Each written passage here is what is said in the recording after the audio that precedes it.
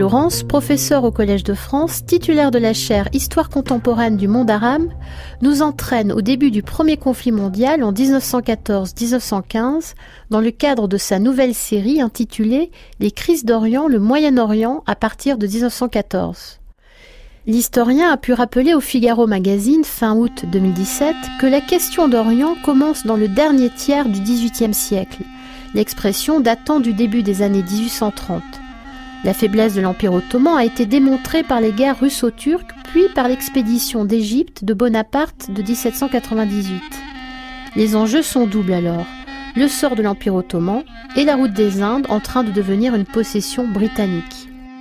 C'est bien plus tard, au début du XXe siècle, qu'apparaît la notion de Moyen-Orient, d'abord considérée comme la zone de défense avancée de l'Inde britannique, puis comme l'espace entre la Méditerranée et l'océan Indien. Cela veut dire que dès la fin du XVIIIe siècle, la région entre la Méditerranée et l'Inde fait partie de l'espace politique de l'Europe. La question d'Orient est une partie qui se joue à 6 entre le Royaume-Uni, la France, la Russie, l'Autriche-Hongrie, l'Italie et l'Allemagne. Elle couvre les Balkans, l'Anatolie, le monde arabe, et bien évidemment nous retrouvons ce matin tous ces protagonistes. Tout de suite, c'est le face-à-face entre un empire ottoman qui se libère de la tutelle économique des Anglais et des Français et le face-à-face avec les Russes, puissance qui a toujours été active dans la région, on vient de le voir, et qui renoue avec les guerres russo-turques. Comment les Russes et les Turcs instrumentaient-ils leurs minorités arméniennes respectives ? Et nous gagnons l'amphithéâtre du Collège de France le 15 novembre 2017 pour le cours d'Henri Laurence, Les crises d'Orient, le Moyen-Orient à partir de 1914, Russes et Turcs face à face. L'automne 1914 va être rythmé à la fois par les événements de la région et par les événements internationaux. Dès le début, la Russie a maintenu ses troupes dans le Caucase. L'armée russe qui mobilise sur le front de l'Ouest, finalement, vous le savez dans l'histoire, et ce sera fondamental, en août 14, l'armée russe pénétrera sans précaution en Prusse orientale, ce qui vous laissera le magnifique roman de Solzhenitsyn, août 14, que je vous conseille absolument de lire, qui amènera à la défaite russe du Tannenberg, mais la pénétration de l'armée russe en Prusse orientale va obliger l'Allemagne à dégarnir les troupes engagées en France, ce qui permettra à la France de gagner la bataille de la Marne.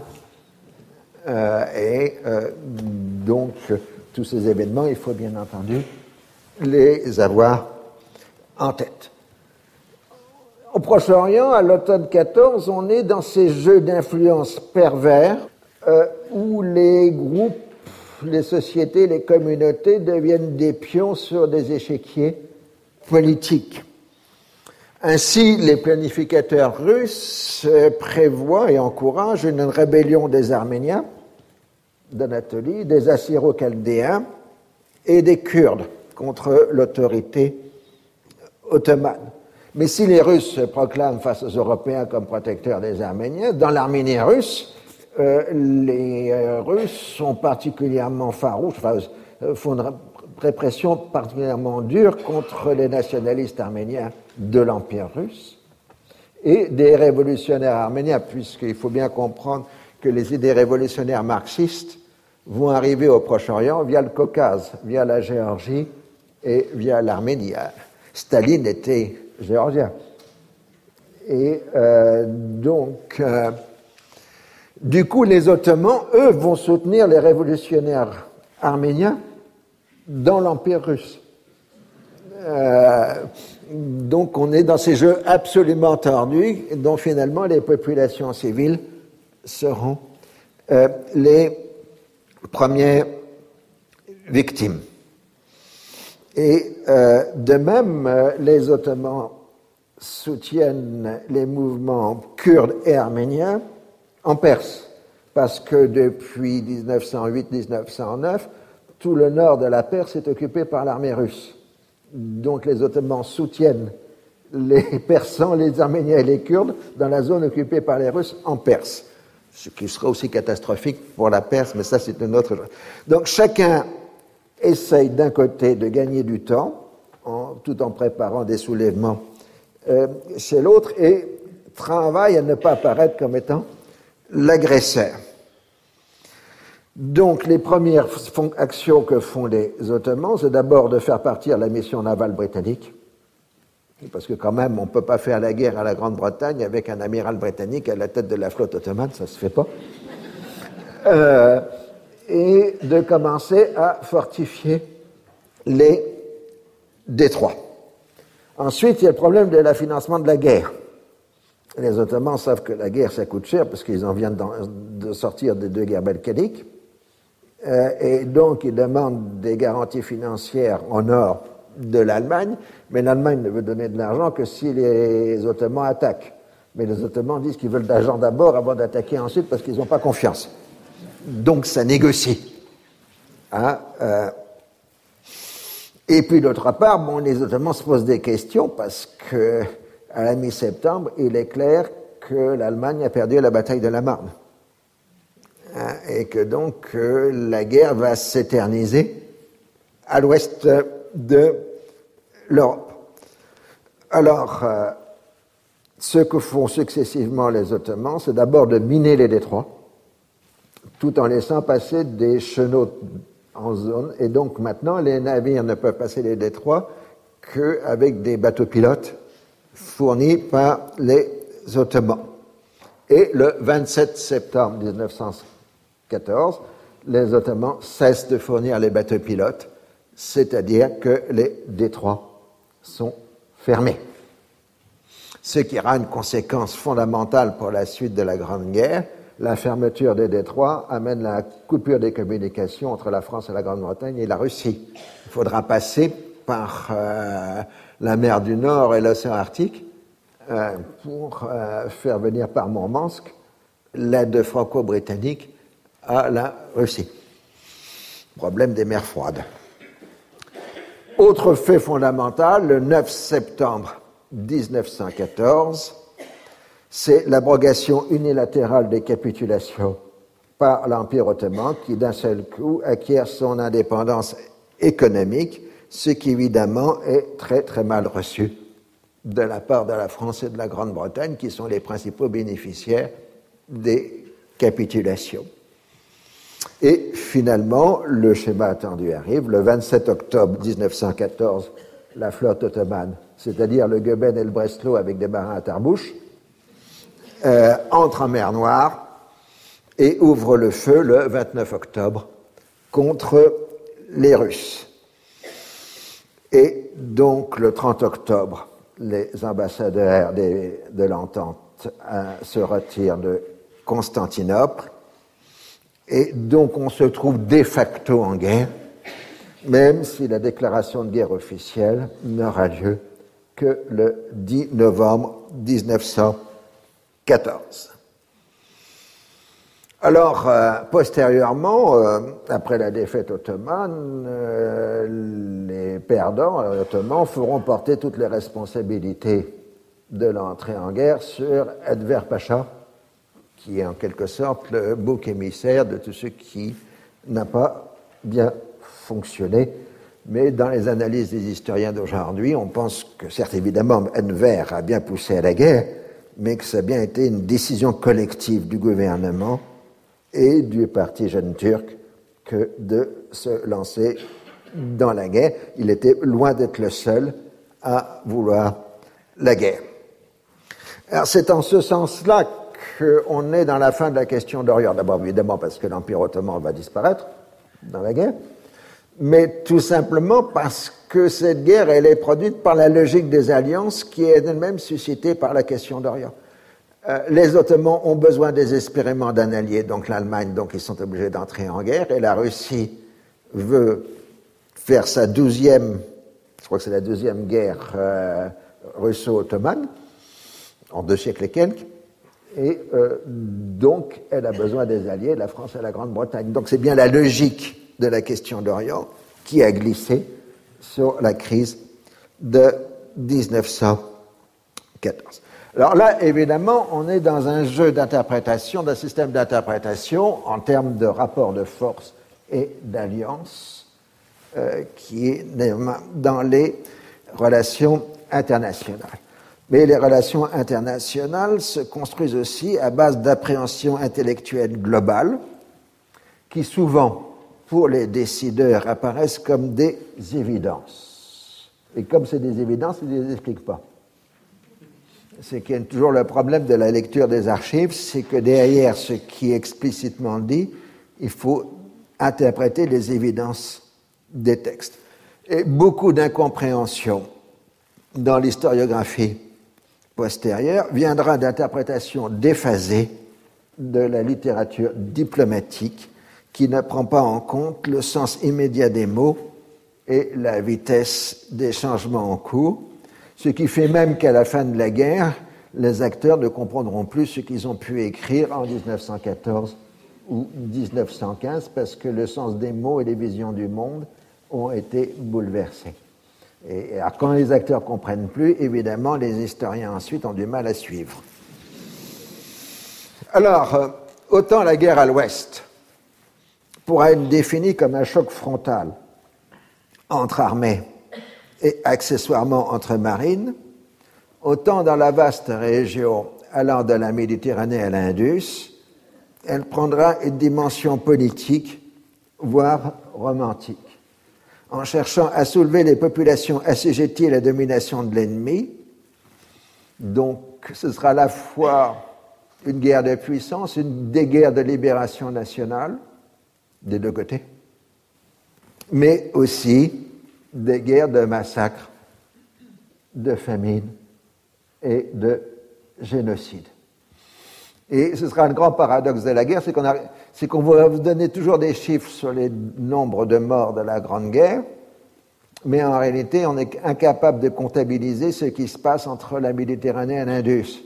Et donc, si on compte le nombre de morts directs ou indirects causés par la Grande Guerre entre la Méditerranée et l'Empire de l'Inde, on a quelques millions de morts de plus que d'habitude on ne comptabilise pas dans le bilan de la Grande Guerre.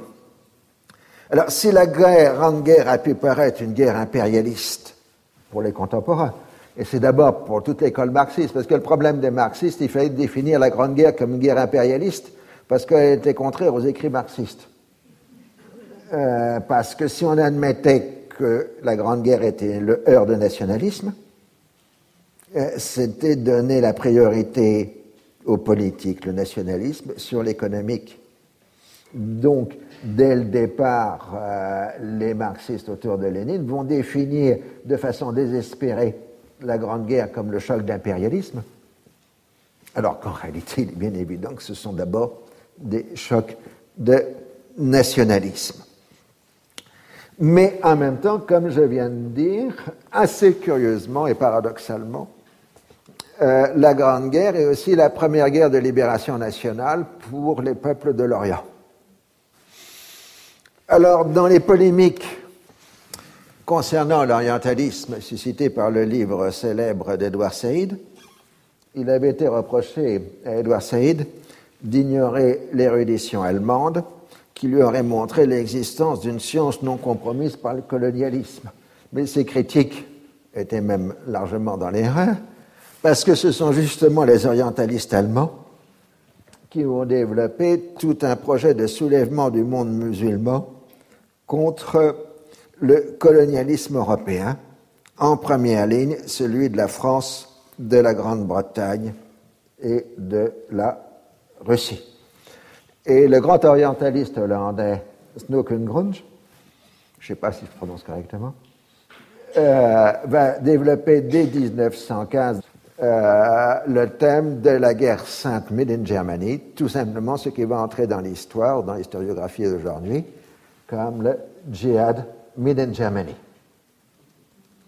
Car les premiers théoriciens du djihad, ce sont les orientalistes allemands. Dès le début de son règne, Guillaume II a proclamé sa sympathie pour l'islam, ce qui a été proclamé dans son fameux discours de Tanger, dans son pèlerinage à Jérusalem en 1898, dans les honneurs qu'il a accordés à Saladin dans la mosquée des Omeyyades lors de son passage à Damas. Il avait parfaitement compris que la première puissance musulmane dans le monde, c'était la Grande-Bretagne. Ensuite, c'était la France, la seconde puissance musulmane, et on se discutait pour savoir si c'était la Russie ou la Hollande qui était la troisième ou la quatrième puissance musulmane. Parce qu'il faut bien comprendre que la plus grande partie de l'islam est sous contrôle colonial en 1914. Si on n'a pas ça à l'esprit, on ne comprend pas des problèmes d'aujourd'hui, parce que ça remonte à peine un peu plus d'un siècle. Et donc, dans le discours français de l'époque, on dit la France est une puissance musulmane. C'est officiel, ce n'est pas une invention d'historien. Et le concepteur du djihad Mined Germany, c'est le baron Max von Oppenheim. Il est un descendant de la célèbre famille des banquiers juifs Oppenheim, mais dont les parents se sont convertis au christianisme, donc lui-même est chrétien, et donc n'est plus juif. Profitant de sa fortune personnelle, Max von Oppenheim a parcouru le Proche-Orient et est devenu un expert réputé des tribus bédouines, ainsi qu'un archéologue. Mais surtout de 1896 à 1909, il a vécu au Caire comme vaguement attaché au consulat allemand. Comme il n'était pas vraiment très chrétien pour les Allemands, qui étaient un peu raciaux, on n'a jamais considéré comme un diplomate à part entière. Mais bon, ça c'est une autre affaire. Donc, à ce poste d'observation, il a multiplié les rapports sur la situation de l'islam de l'Atlantique à la Chine, et s'est fait de multiples amis chez les notables musulmans du Proche-Orient. Et depuis une dizaine d'années, donc, il alimente toute une littérature à destination des décideurs allemands sur la nécessité d'organiser un djihad Mined Germany contre les ennemis de l'Allemagne. Alors, Mined Germany, c'est particulièrement fort, je vous rappelle, parce que ça vous dit pas grand-chose aujourd'hui.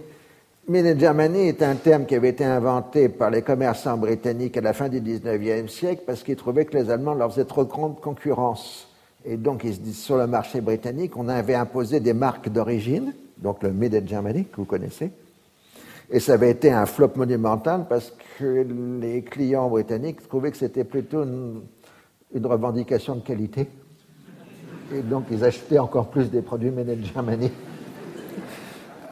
Mais donc, c'est fait que c'est une appellation relativement récente, le Made in Germany, qui est utilisée à propos du djihad.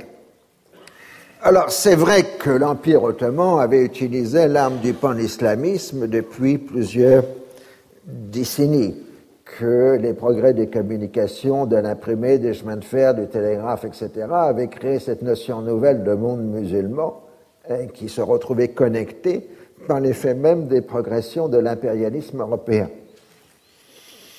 Et le pan-islamisme avait eu quelques réalisations concrètes, comme la construction des chemins de fer du Hedjaz financés par des souscriptions dans l'ensemble des mondes musulmans et par le financement des 2 dreadnoughts confisqués par les Britanniques.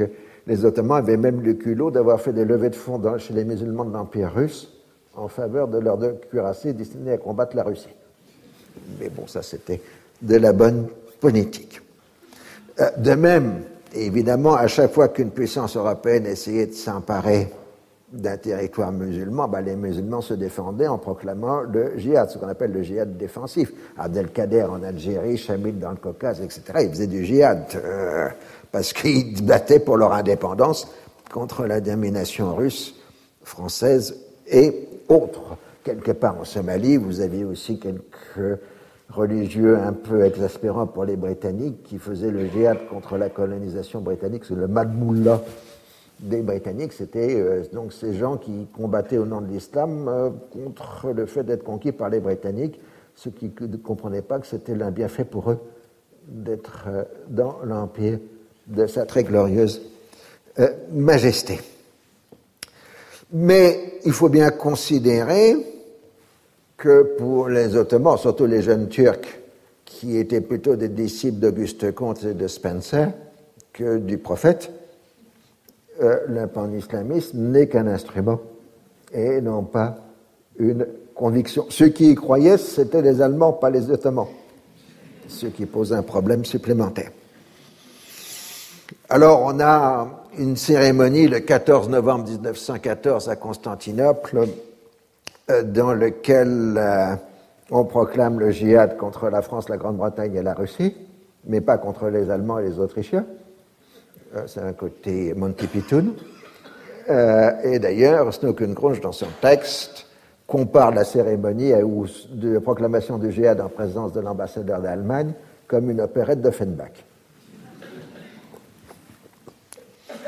En tout cas, à la fin de 1914, les agents allemands arrivent un peu partout dans l'Empire ottoman, en Perse et dans la péninsule arabique, pour essayer de persuader tous les religieux musulmans possibles de proclamer le djihad contre la France et la Grande-Bretagne.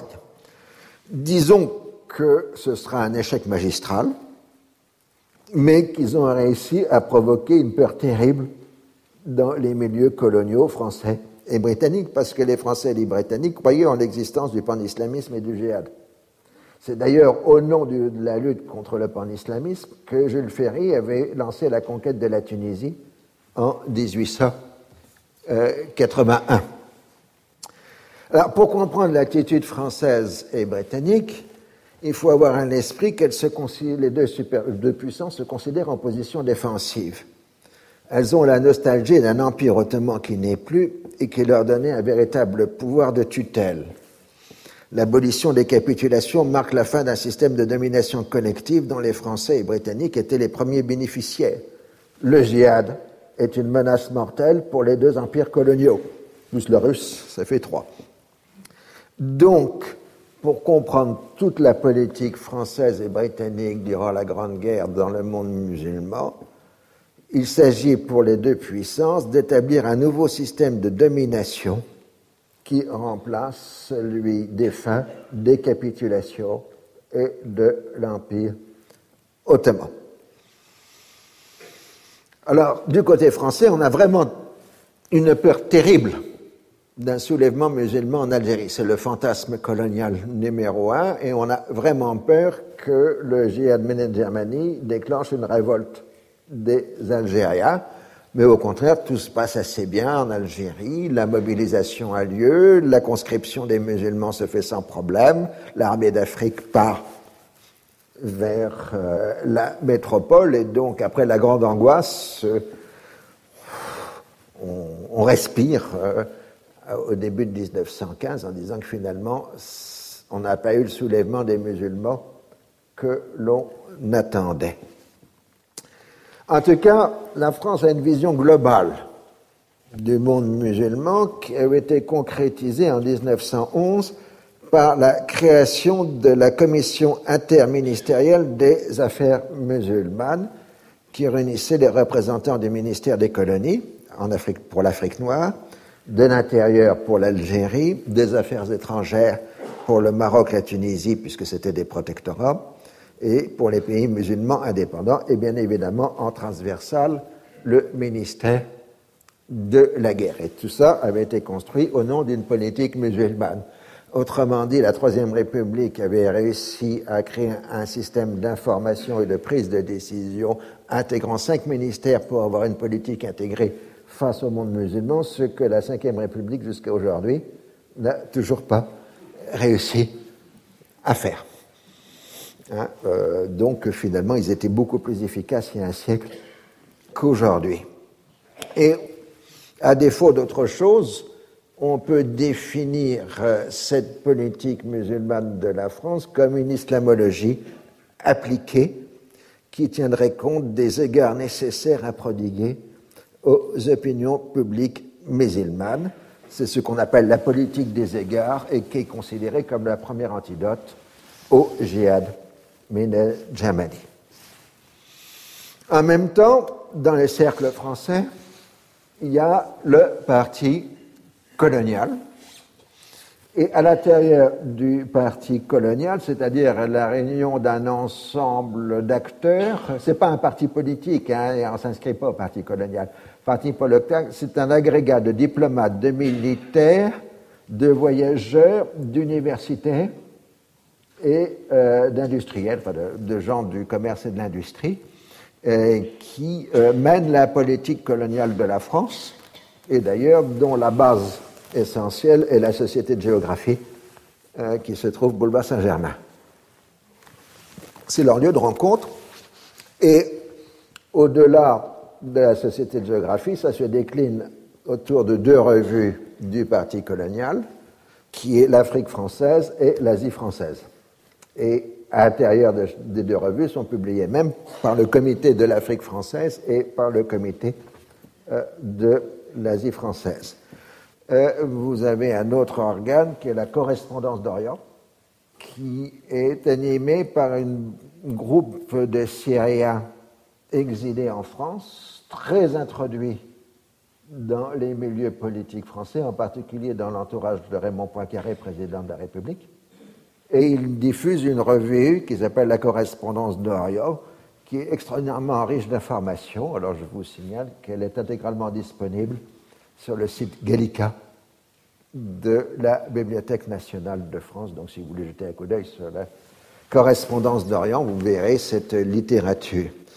Et ce projet de la Correspondance d'Orient, c'est un projet qu'on appellera syrianiste, c'est-à-dire des gens qui veulent créer une grande Syrie sous protection française. Et donc, ils considèrent que la Syrie existe depuis des millénaires et qu'elle n'est pas arabe. Elle est de langue arabe, mais elle n'est pas arabe. Ce qui est important chez les syrianistes, c'est la volonté d'intégrer tout le passé antique de la Syrie depuis le 4e millénaire jusqu'à aujourd'hui. Et donc, ce courant syrianiste, qui va se continuer de se développer à travers le XXe siècle dans d'autres phases, est au départ quelque chose qui se développe surtout dans les milieux syriens exilés à Paris. Alors, ils opposent ainsi la splendeur de la Syrie antique, avec des villes comme Baalbek, Petra ou Palmyre, à la misère de la Syrie d'aujourd'hui, due à l'incurie ottomane, selon les termes. Alors, ils n'aiment pas les Arabes, c'est-à-dire les Bédouins, qui pour eux sont des êtres frustes, et ils ont toute la mentalité des sédentaires, qui détestent les Bédouins, qui sont pour des sédentaires avant tout des prédateurs. Il n'y a que les géographes à croire qu'il y a une économie complémentaire entre les Bédouins et les paysans, ou ailleurs peut-être les anthropologues. Donc ça, c'est un autre sujet. Donc, ces syrianistes sont en cohérence avec un autre petit groupe, mais ils sont liés en même temps parce qu'ils fréquentent les mêmes lieux, qui sont les libanistes, qui, eux, veulent la création d'un État libanais et non pas de Grande Syrie. Mais enfin, ils se fréquentent à Paris. Et il faut bien comprendre que ce groupe à Paris, bon, ils ont évidemment des relations avec le Proche-Orient, mais ils sont très utiles pour la politique française parce qu'ils sont en relation avec les centaines de comités syriens qui existent dans les deux Amériques. Donc ça, c'est le côté français, syrianiste, libaniste, les exilés, les comités à l'étranger. Ça, c'est très important. Du côté anglais, on a été sensible du fait que depuis la conquête de Chypre en 1878, l'annexion de Chypre en 1878, l'influence britannique s'est effondrée à Constantinople. Comme les Anglais ont occupé par accident et de façon temporaire l'Égypte en 1882, c'est-à-dire qu'ils vont rester 74 ans, progressivement, puisque l'ambassade britannique à Constantinople a joué un rôle décroissant, celui qui joue un rôle croissant, c'est le consulat et agent général en Égypte, c'est-à-dire le Caire. C'est-à-dire que la politique britannique au Proche-Orient commence à être dictée de plus en plus par ce qu'on va appeler, à défaut d'autre chose, les Anglo-Égyptiens, c'est-à-dire les Anglais du Caire. Face aux Levantins, qui, soyons clairs, a tous les défauts des indigènes, plus tous les vices des Français, ou inversement. Les Anglais, à partir de 1880 à 1890, j'ai évoqué ça un peu l'année dernière, ont développé un mythe bédouin, qui sont les fils du désert, sous leur tente, sont des véritables représentations contemporaines des chevaliers de la table ronde sans la reine Guenièvre. Alors, il faut être clair, les Anglo égyptiens reproduisent au Proche-Orient ce que font comme dichotomie les Anglo-Indiens en Inde. La révolte des Sipais, en français, la mutiny de 1857 en Inde, avait été le fait du Bengale, enfin de la vallée du Gange.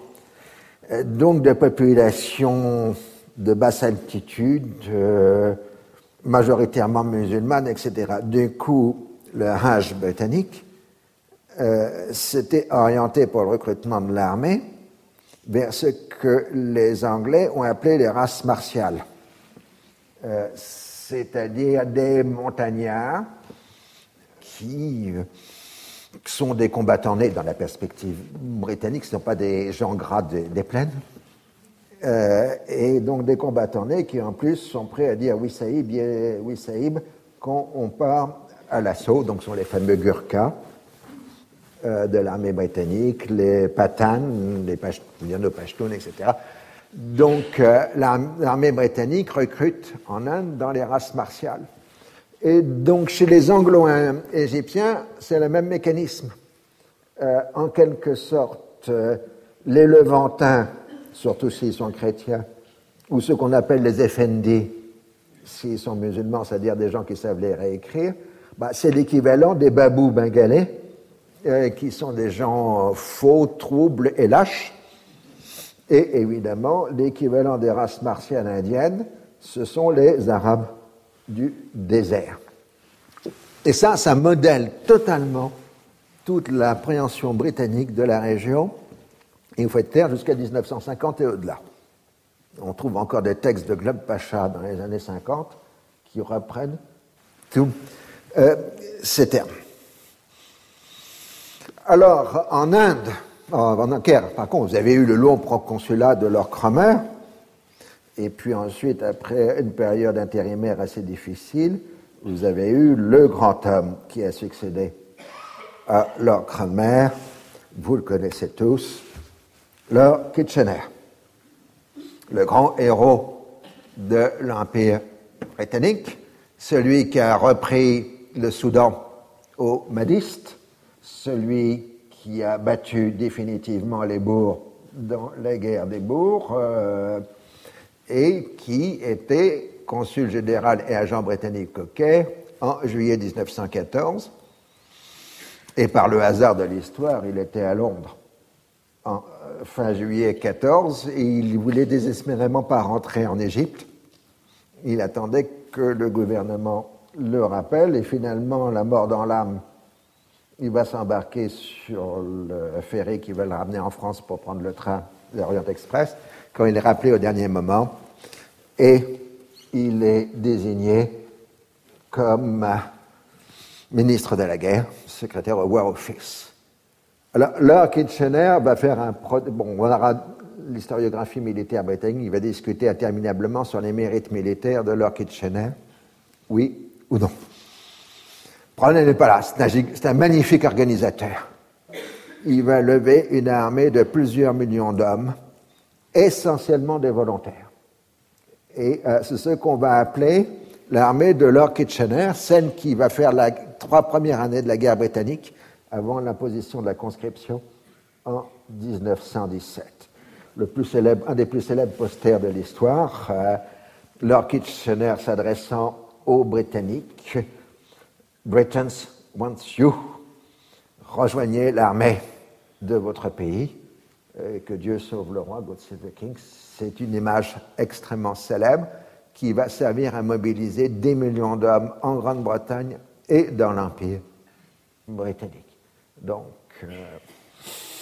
ensuite, on discutera des mérites autres de Lord Kitchener, mais d'avoir réussi à lever une armée de cette ampleur, totalement volontaire, était un prodige absolument extraordinaire.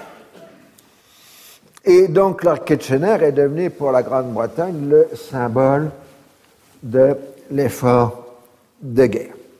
Mais il reste tout à fait attaché au Proche-Orient où il a fait la plus grande partie de sa carrière.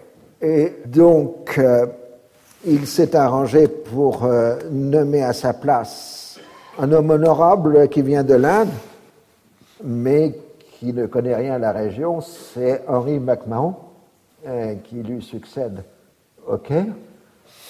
Comme l'Angleterre va proclamer son protectorat sur l'Égypte, il sera donc plus agent général, mais haut commissaire en Égypte. Mais MacMahon, soyons clairs, il n'y connaît rien au Proche-Orient. Il est là pour suivre les conseils de ses subordonnés et obéir aux instructions qui viennent de son patron à Londres, qui est Lord Kitchener.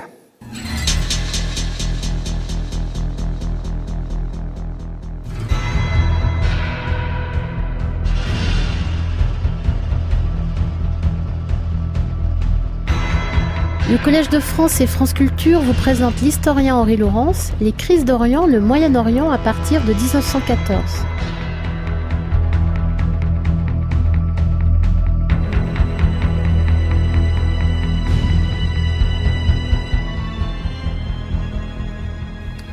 Alors, le problème pour les Britanniques, c'est que les Anglo-Égyptiens ne contrôlent que le Proche-Orient, parce que de l'autre côté, il y a les Anglo-Indiens, ceux qui sont au Moyen-Orient, dans la perspective britannique de 1914.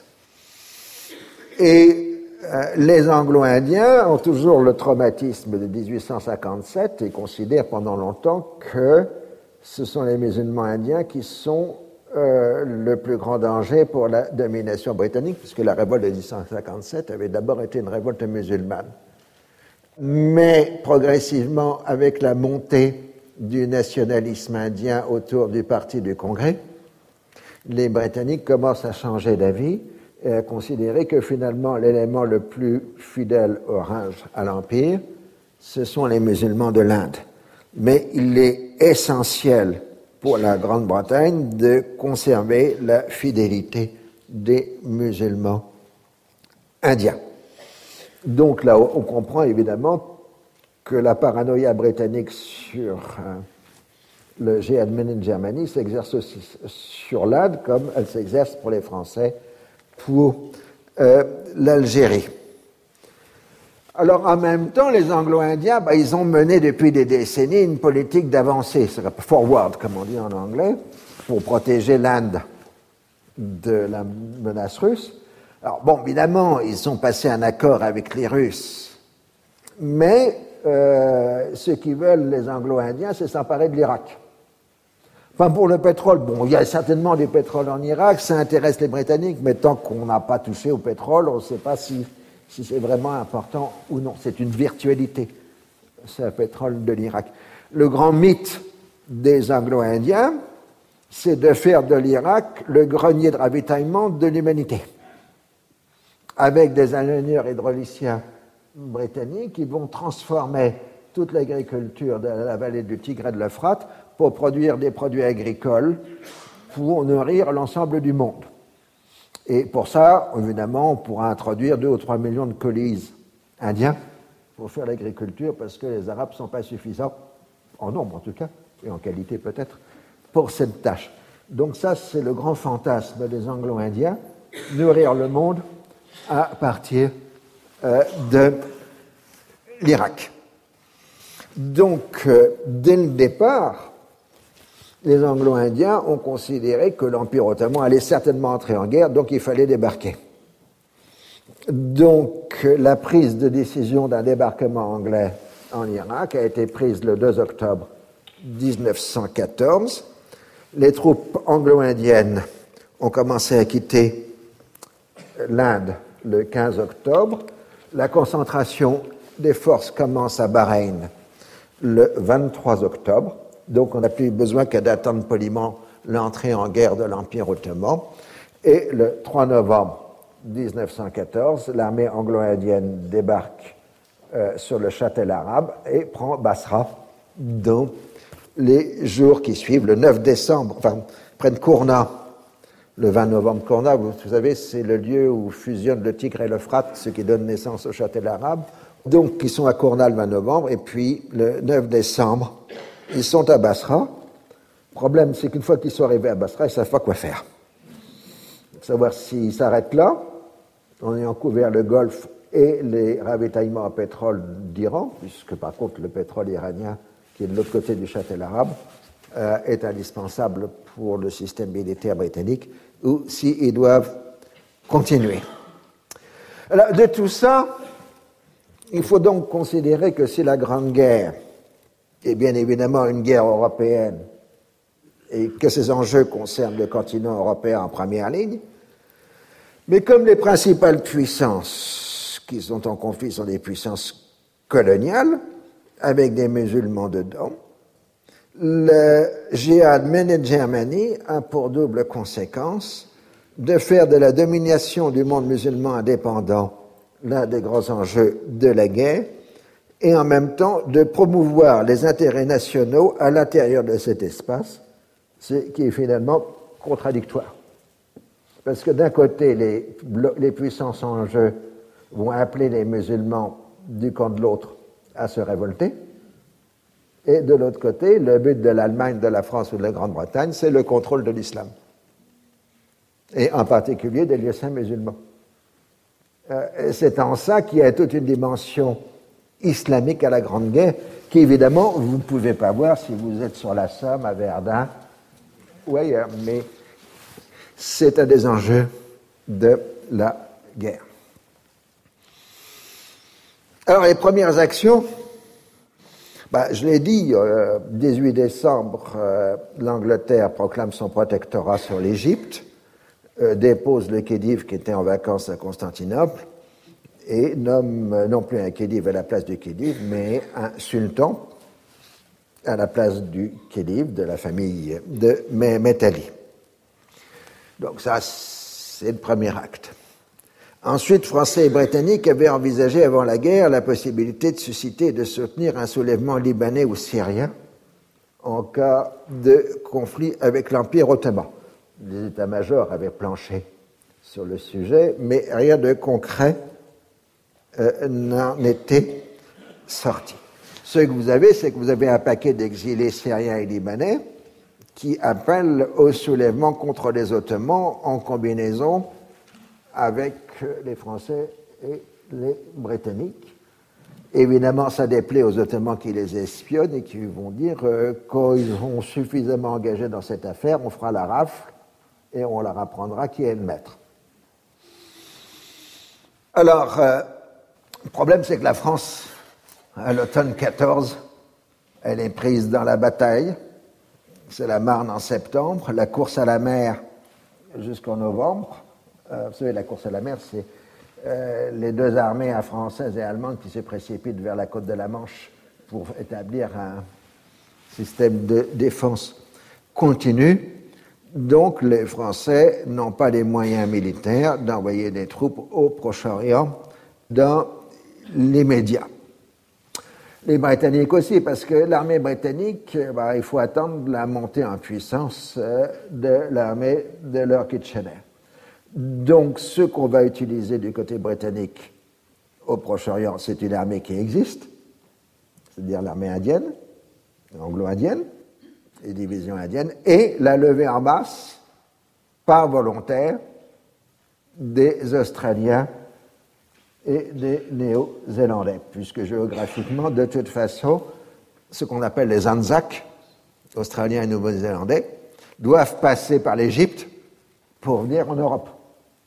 Donc, les Anzacs, on va d'abord les concentrer en Égypte, avant de les envoyer éventuellement en Europe, enfin en France. Mais c'est les Ottomans qui attaquent les premiers dans le Caucase. En novembre 14, Enver Pacha lance l'une des officiers les plus stupides de l'histoire de la guerre.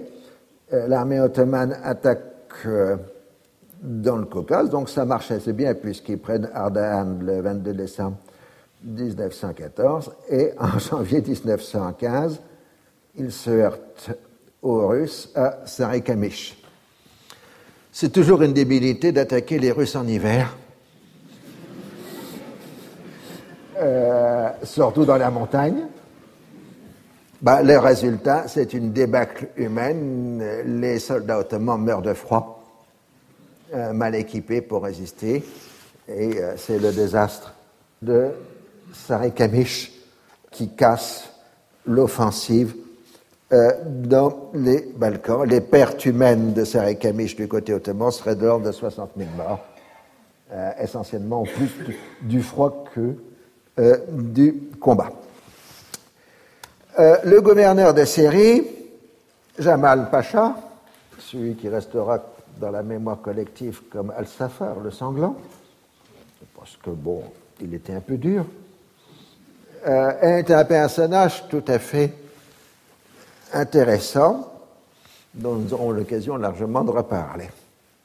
En tout cas, Jamal Pacha, qui est un leader jeune turc, a eu comme projet immédiat de lancer une offensive surprise sur le canal de Suez. Et donc, il réunit des troupes le plus vite possible dans le désert du Negev, à Beersheba. Et de là, il traverse le Sinaï à dos de chameau pour déboucher en février 1915 sur le canal de Suez, pensant prendre les Britanniques au dépourvu. Mais heureusement, les Britanniques et les Français avaient détecté le mouvement par leurs agents de renseignement, ça c'est notre problème. Et surtout, la première ligne de défense sont les cuirassés français qui se trouvent dans les lacs du canal de Suez. Et donc, c'est l'artillerie de marine française qui encaisse, enfin qui bombarde les pauvres Ottomans qui arrivent à Chameau et qui en plus sont bien embêtés parce qu'arrivés au bord du canal, ils découvrent qu'ils n'ont pas de ponton pour passer de l'autre côté. En fait, la stratégie de Jamal Pacha était de croire que l'arrivée des Ottomans sur le canal suffirait à provoquer un soulèvement égyptien, ce qui n'a pas été le cas. Donc, dès le 6 février, enfin la bataille dure 2 jours, du 4 au 6 février 1915, et les Ottomans se replient immédiatement après. Ils ont eu 1300 morts, enfin 1300 pertes, parce qu'on compte en pertes et pas en morts dans les armées. En Irak, un djihad tribal contre les Britanniques échoue devant Basra. Et donc, à partir de ce moment-là, les Ottomans cesseront de prendre l'offensive, parce que franchement, ce n'est pas leur tasse de thé. Et face à eux, c'est l'arrivée du grand plan allié, puisque les Anglais considèrent que finalement, si on ne peut pas avoir la victoire sur le front de l'Ouest, on pourrait prendre à revers en mettant l'Empire ottoman hors de combat. L'astuce serait donc de passer les détroits et Dardanelles et de prendre Constantinople. Et les marins britanniques ont persuadé Winston Churchill, premier lord de l'Amirauté, que c'est a piece of cake que de passer les Dardanelles.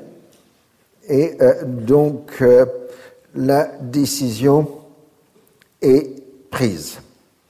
Donc, la concentration navale avait commencé le 19 février 1915. L'artillerie de marine britannique et française démolit les forts extérieurs des Dardanelles sans problème. Et puis, quand ils s'engagent dans le détroit, c'est la catastrophe. Un cuirassé français et 3 cuirassés britanniques sont touchés par des mines et achevés par l'artillerie ottomane. Le bilan est de 3 cuirassés coulés, 3 irrémédiablement endommagés, 1 millier de marins tués dans les rangs franco-britanniques. Donc, du coup, on persuade les responsables qu'il faut des troupes terrestres pour éliminer les fortifications des Dardanelles, pour laisser passer la marine. Mais il faut le temps qu'on concentre les troupes nécessaires, c'est-à-dire essentiellement du côté britannique des Anzacs et du côté français des troupes coloniales. Les Ottomans et les Allemands ont le temps de se fortifier de l'autre côté des Dardanelles. C'est donc le débarquement du 25 avril 1915.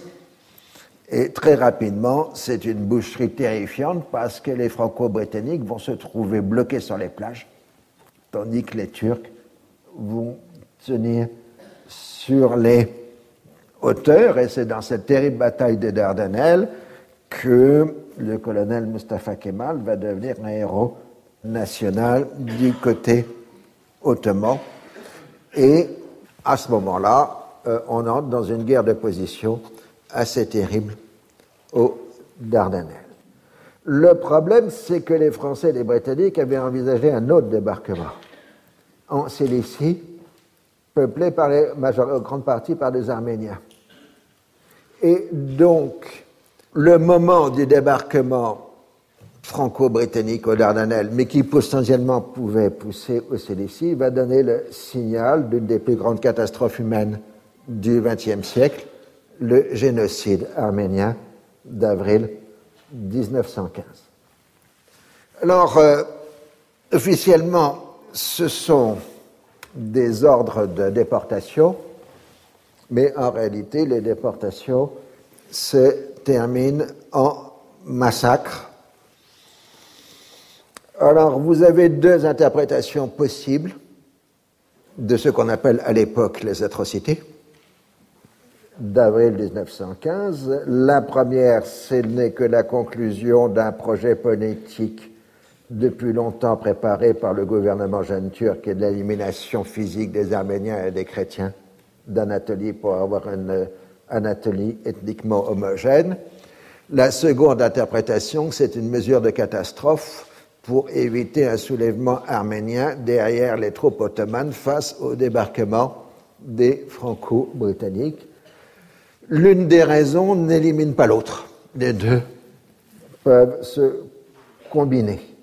Ce qui est essentiel, c'est qu'il est clair et net que le gouvernement ottoman jeune turc a bien donné l'ordre des déportations et l'ordre des massacres, que sa responsabilité est totalement engagée dans les atrocités. Le génocide, puisqu'on l'appelle comme ça aujourd'hui, se monte à plusieurs centaines de milliers de personnes, ça c'est certain, mais les historiens sont incapables de donner un chiffre global. Ceci pour deux raisons. La première, c'est qu'on ne possède pas un chiffre admis du nombre d'Arméniens existants dans l'Empire ottoman. En 1914, les chiffres qui sont donnés par les autorités ottomanes, selon les recensements, sont considérés comme des chiffres plutôt bas, tandis que les chiffres donnés par les nationalistes arméniens et l'Église arménienne sont considérés comme des chiffres trop hauts.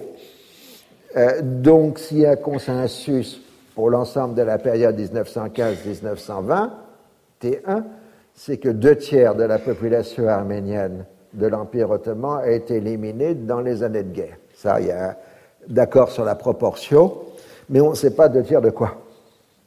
Donc, les évaluations partent d'une fourchette basse de 664 000 morts à une fourchette de 800 000, voire 1 million de morts. Tel est l'état du dossier.